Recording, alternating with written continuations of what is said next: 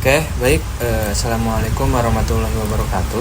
Perkenalkan, nama saya Danto Riswana dari Teknik Informatika IF22G dengan NIM 201046. Oke, di sini saya akan menjelaskan atau membuat video praktikum terpadu Docker dan Apache Spark dari pelajaran Paiman, yaitu Big Data.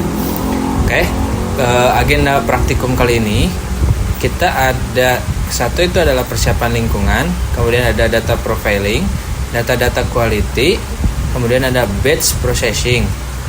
Kita akan menjelaskan atau praktikum semua sampai ke batch processing ini.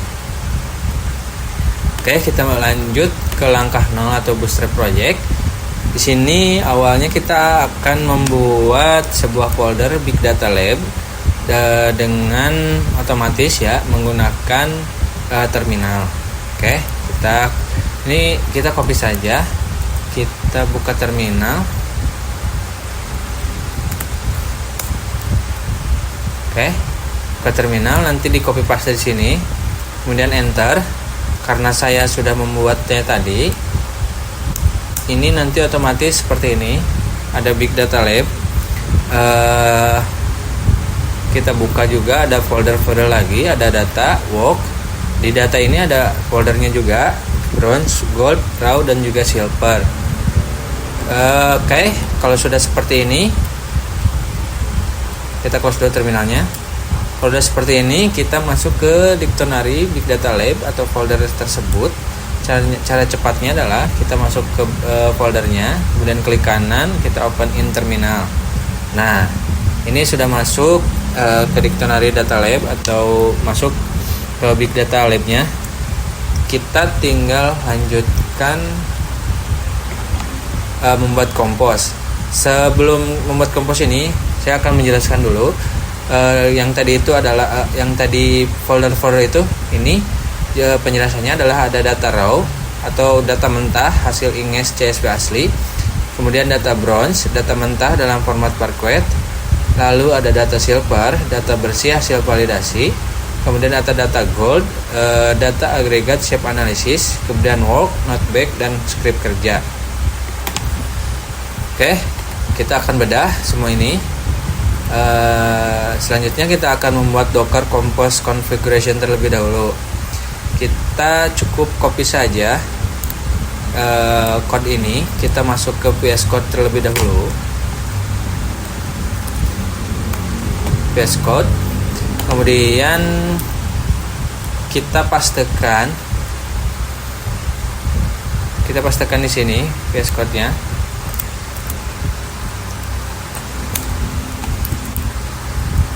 Oke.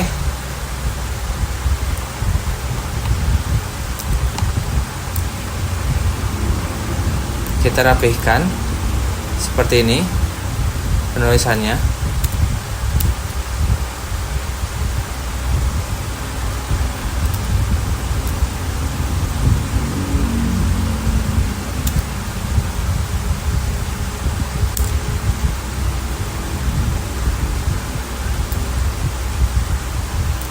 Oke, kalau sudah, kita save aja. Save dengan nama docker compose.yml. Itu itu akan membuat file di luar. Ini dia, docker compose.yml. Itu adalah isinya adalah ini. Oke, kalau sudah, kita ke terminal. Kita buka dulu PDF-nya. Kita ke terminal, kita menjalankan kontainer ini kita copy saja. Copy, kita ke terminal, kita tambahkan sudo depannya, lalu kita copy, enter, masukkan password komputer ya, kita enter. Service improvement meeting. Ini ada kesalahan, ini belum rapi. Coba saya ada nya.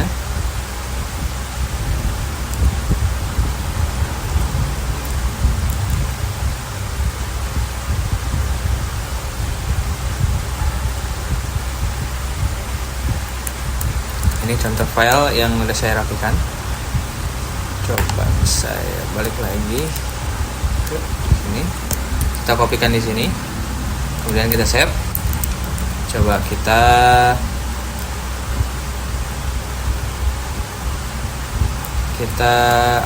jalankan lagi terminalnya. Sudah. Oke.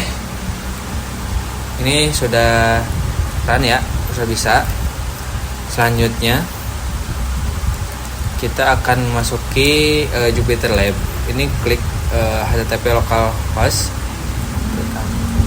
maka dia akan muncul tab baru. Oke. Data walk. Kita akan membuat di sini. Klik kanan, new notebook, Python kernel. Di sini kita namakan sesuai dengan praktikum 1. Praktikum 1 itu adalah ini, data profiling dan efisiensi. Copy saja.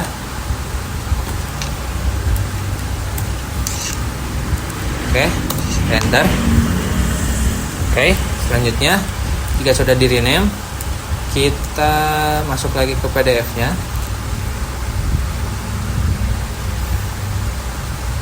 Sebelum kita lanjut ke codingannya, kita pahami dulu apa itu profiling data, format efisiensi, dan juga skema environment ini.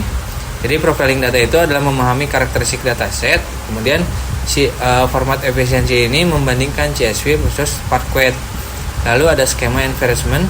Ini menetapkan skema eksplisit untuk memastikan tipe data konsisten dan menghindari inferensi otomatis yang salah.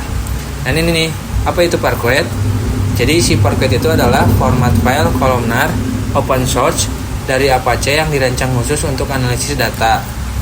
Nah, jadi keunggulan Parquet ini adalah hemat storage, query cepat, dan juga tipe data kuat. Dan ini yang terakhir adalah interoperable. Oke, kita lanjut ke langkah pertama untuk inisialisasi Spark Session. Kita kopikan saja ini code ini ke dalam Jupyter Lab ini, kita copy paste, kita rapihkan codingannya. Ini. Oke. Kalau segini kita coba run. Kita tunggu hasilnya. Nah, ini hasilnya. Hasilan codingan yang atas itu berupa Spark versinya 3.5.0. Kemudian app name-nya P1 profiling.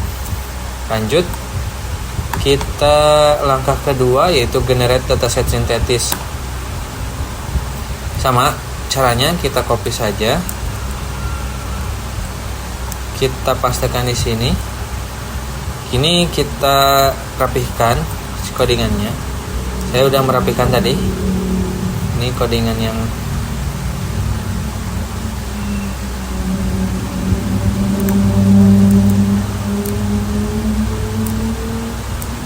oke, kita pastikan di sini. Saya udah ngerapikan tadi.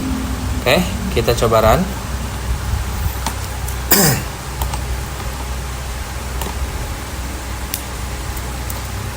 Ini tuh bakalan atau akan membuat sebuah folder dataset di data row. Klik, kita coba lihat di folder kita home di data. Tadi ini akan membuat data dari row. Nah, ini dia. Ini adalah kumpulan dataset yang berformat CSV. Kita coba lihat dulu, buka. Nih, ini ada ribuan data yang tadi kita buat datasetnya. Ini kali berapa ini dataset ini? Ada 12 dataset. Dikali seberapa ribu itu? Banyak. Oke. Kemudian langkah ketiga itu adalah profiling data awal. Sama, kita kopikan saja, lalu pastekan di sini. Oke, kita rapihkan. Kemudian coba kita run.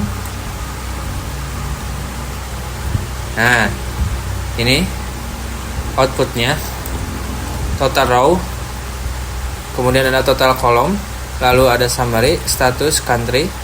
Ini ID, kolomnya itu adalah ada ID, DT atau date, user ID, country, URL, status, dan juga byte. Ini yang tadi ada di row di sini.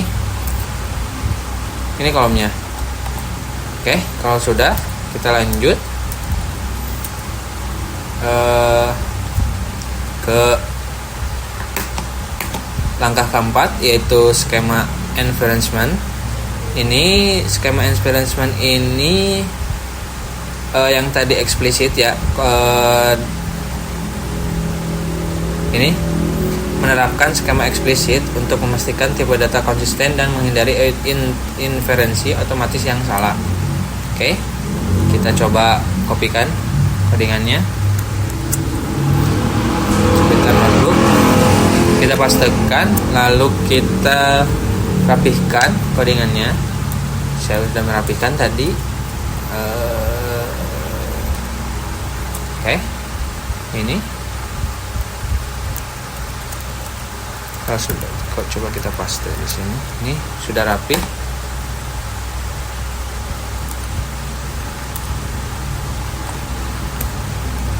Kalau sudah, coba kita run. Oke, outputnya keluar ID long. Ini adalah kayak tipe data. Ini ID long variable. Kemudian ada user ID integer, string, integer. Oke. Langkah selanjutnya, langkah kelima, yaitu kita akan konversi ke Parquet. Yang tadi itu yang di raw itu adalah file CSV itu, nanti akan kita ubah menjadi file Parquet. Kita jalankan di sini, kita run. Oke. Waktu tertulis Parquet 2,27 detik. Ini akan membuat folder di Bronze dengan klik Parquet. Kita coba lihat folder Bronze apakah ada. Bronze nih. Nah, klik Parquet, ini udah ada. Nah, ini data CSV yang tadi ada di raw diubah menjadi file Parquet. Oke, kalau sudah seperti ini, kita langsung ke langkah ke-6. Kita perbandingkan ukuran file dari CSV dan juga Parquet. Kita kopikan saja, lalu kita pastekan, kita rapihkan. Tadi saya sudah rapihin ini.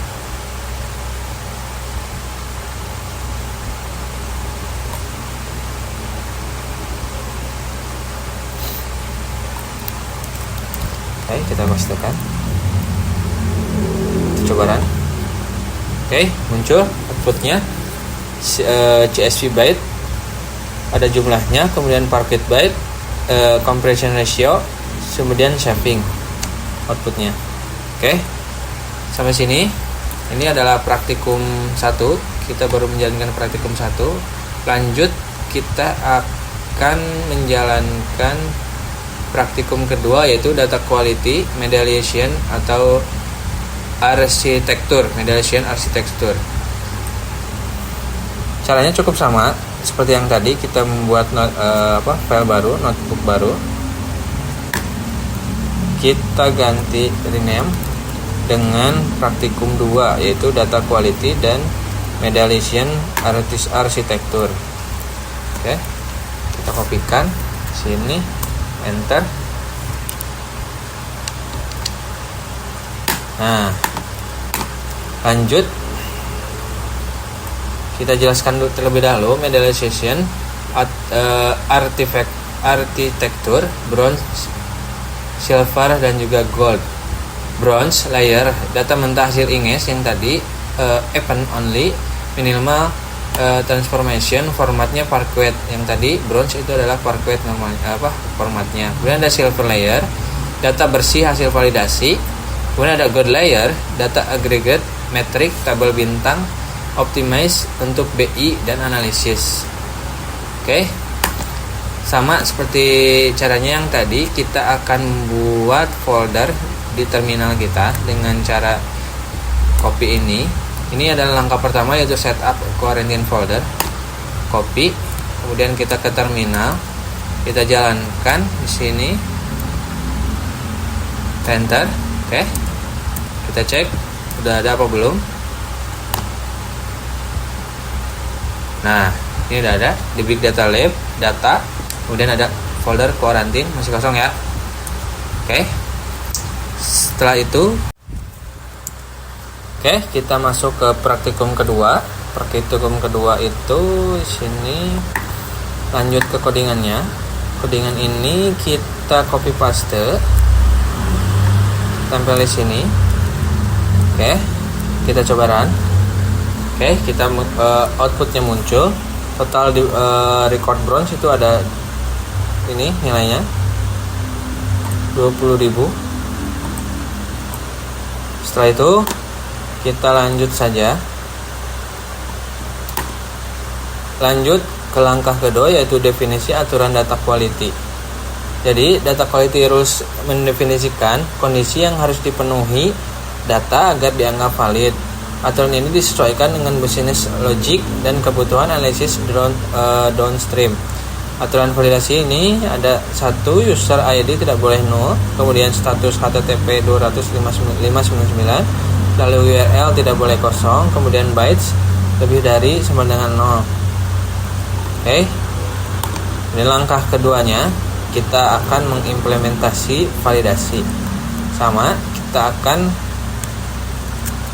copy, kita pastekan di sini, rapihkan. Coba.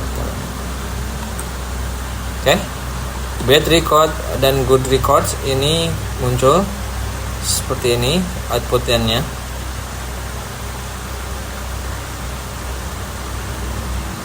Oke, selanjutnya ke langkah keempat, yaitu menulis output layer. Sama, kita copy ini, lalu kita paste, kemudian kita coba run. Oke, data tersimpan. 7 data buruk tersimpan di quarantine, kemudian 7 data bersih tersimpan di silver. Coba kita lihat di folder kita, 7 data buruk disimpan di quarantine. Nih, 7 data di silver. Nih, ada Parquet. Oke. Lanjut. Langkah kelima, yaitu error manifest. Error manifest ini adalah laporan agregat yang menunjukkan distribusi error berdasarkan recent code. Ini membantu kita memahami pola masalah data quality. Oke, kita coba langsung codingannya. Kita copy, kita pastekan, coba kita run. Nah, status recentnya adalah row. Recentnya itu adalah batch status. Kemudian row-nya itu berapa? 40165, sama seperti ini. Ini adalah error manifest yang tersimpan di home. Kemudian data quarantine error manifest.csv. Coba home quarantine. Nah, ini keluar error manifest.php. Ini adalah data bad data sebanyak 40106 row. Oke. Setelah itu kita langkah ke-6, yaitu run report. Kita copy. Jadi run report ini adalah metadata eksekusi yang mencatat metrik penting sebagai jumlah record masuk keluar atau error rate dan timestamp. Oke. Kita kopikan saja di sini, kita run lagi. Error statement F. Saya sudah ada ya, data. Coba.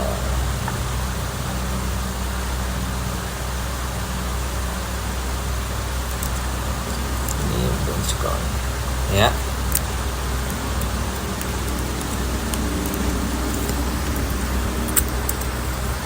Coba pastikan di sini taran jadi oke, keluar. Ini akan mengeluarkan output JSON. JSON ini ada timestamp. Nanti dia otomatis akan membuat folder atau file sendiri seperti ini. Nah, ini data JSON-nya. Sukses. Oke. Kalau udah seperti ini, kita lanjut ke praktikum ketiga. Oke, praktikum ketiga itu adalah batch transform dan juga Spark SQL. Kita bikin lagi. Sama, kita rename Spark Stars batch transform dan Spark SQL. Oke.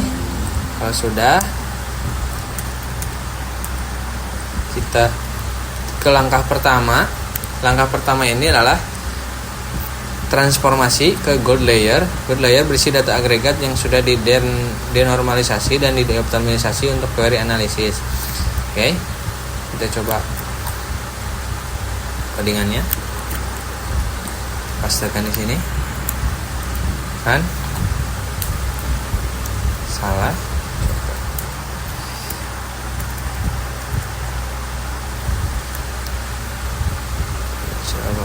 Yang tadi saya rapihkan.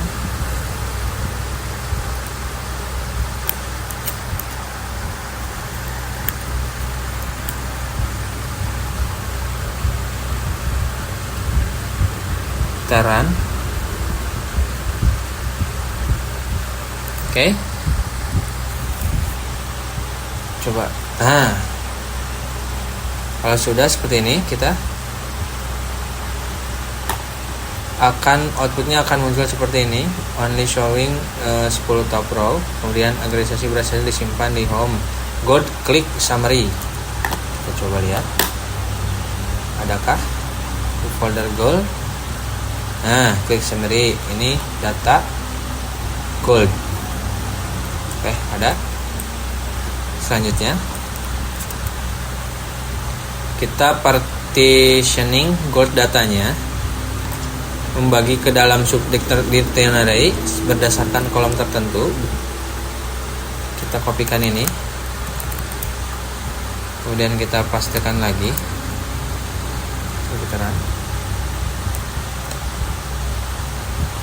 Oke, kita lanjut ke sini struktur jadi nanti struktur dictionary hasilnya itu seperti ini nanti. Coba kita lihat. Nah, belum ya. Loading.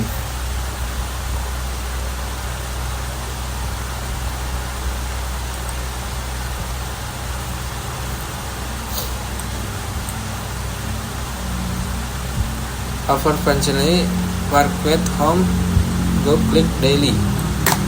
Oke, kalau seperti ini sudah, coba kita langsung ke langkah ketiga, query Spark SQL.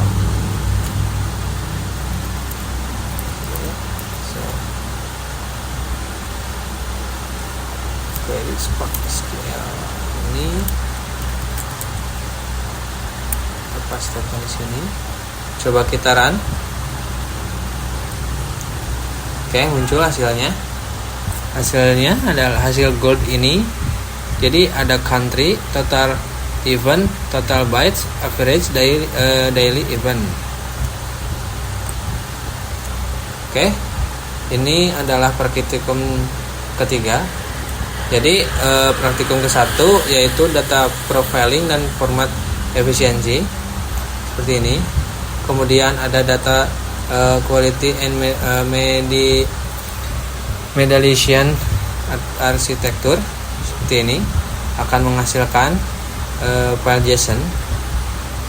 Lalu ada batch transform dan Spark SQL seperti ini. Oke.